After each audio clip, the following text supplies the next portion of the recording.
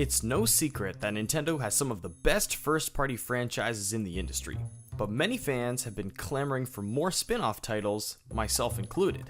Honestly, they've been doing a pretty good job since the Wii U era with games like Hyrule Warriors, and more recently on the Switch, we got Fire Emblem Warriors and Mario & Rabbids Kingdom Battle. But I imagine that Nintendo wants to do more. By March 2019, the Switch will be 2 years old. We will already have major releases in the Mario, Zelda, Splatoon, and Smash series, so it's safe to say Nintendo could use a couple of spin-offs to tie us over until the next cycle of major releases. I've come up with 5 spin-off titles that I think could definitely benefit from some sort of Nintendo involvement. So, let's get started.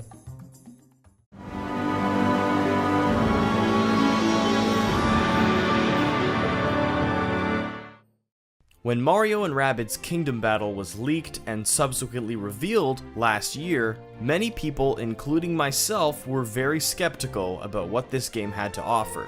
But to my surprise, it was incredibly fun.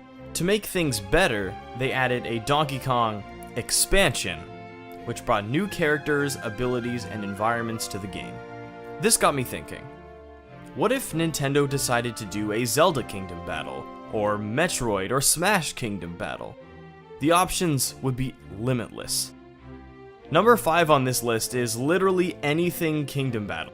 Just imagine what Rabbid Ganon would look like, or Rabbid Ridley. Could be a lot of fun if they combined a bunch of different Nintendo characters into one storyline.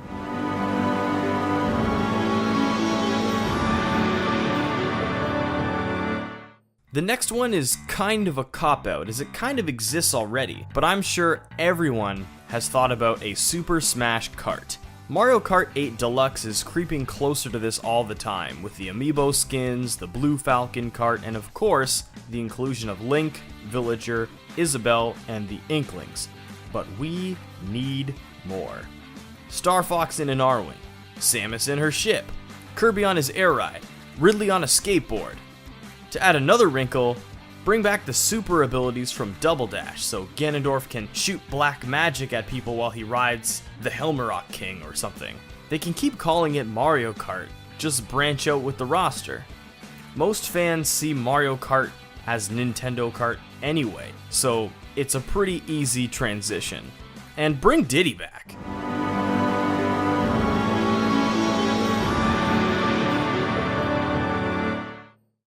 Soul Calibur is pretty much the last weapon-based fighting game on the market, and it's really good.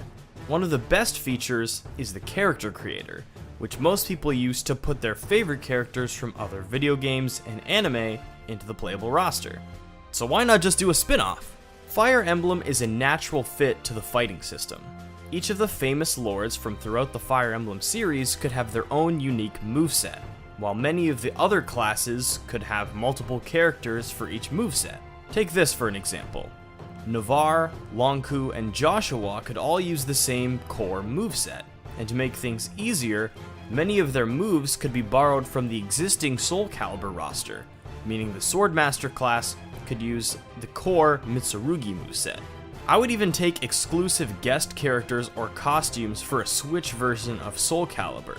But with Bandai Namco and Nintendo already working together on Smash and Pokken? Does anyone actually know how to say this game? Fire Emblem Calibur doesn't seem so far-fetched after all.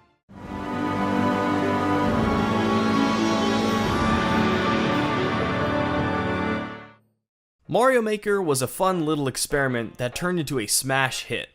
Naturally, Zelda Maker seems like a great idea, but I personally think it's way too complicated to design. The tools that they would have to create for the user would be far too complicated. I'm sure the community would eventually figure it out, but the creation process would be significantly longer, and I imagine the difference between an average dungeon and a great dungeon would be quite significant. That's why this spot is for Donkey Kong or Metroid Maker. Customizing levels in a 2D space and developing the tools to do so seems like a much easier and more user-friendly experience. They could even use the existing framework from Mario Maker. Picture the Donkey Kong Return style, with the option of changing back to the original Donkey Kong Country style, or maybe even the hyper-furry Jungle Beat style. The level of detail that would be required for the Jungle Beat style would be higher, so I can see it being omitted, but perhaps they'll even bring back the blocky N64 assets. As for Metroid, you've got two main styles: the 16-bit Super Metroid / Fusion style, or an updated version of what we saw from Samus Returns on the 3DS. Metroid Maker also falls into the difficult to design category, as their philosophy behind Metroid doesn't really mesh well with bite-sized levels, but they could still do it. I just know people would do everything they could to hide the abilities you need on the complete opposite side of the level. A Kirby Maker might even make more sense than a Metroid Maker, but I personally think that the reception to a Metroid Maker would be better than Kirby. Either way, a new installment in the Maker franchise would be fantastic.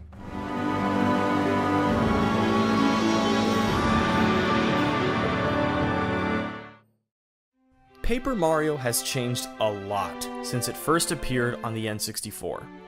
Sticker Star and Color Splash have tried implementing new mechanics to spice things up, but the result has been mixed from fans. This is why I think they should completely reboot the Paper franchise. But not with Mario. Paper Zelda. The perfect combination of what we used to love about the Paper Mario franchise, but in a brand new setting. Allow me to set the scene.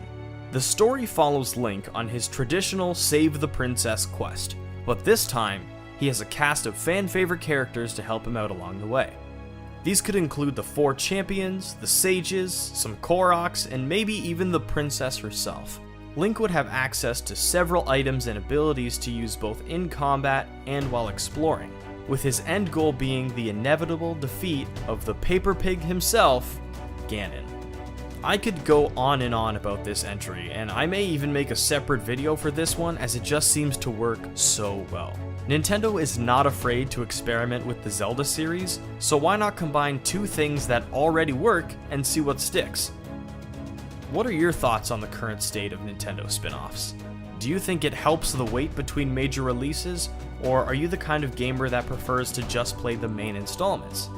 Be sure to share your thoughts in the comments below, and subscribe if you like speculation and theory crafting about the gaming industry. And if you like Smash Bros, check out the last video on 5 series that I think could possibly show up in Smash. You can also follow me on Twitter to find out new video ideas I'm thinking about, and chime in with the conversation. Thanks again, and I look forward to hearing from you all soon.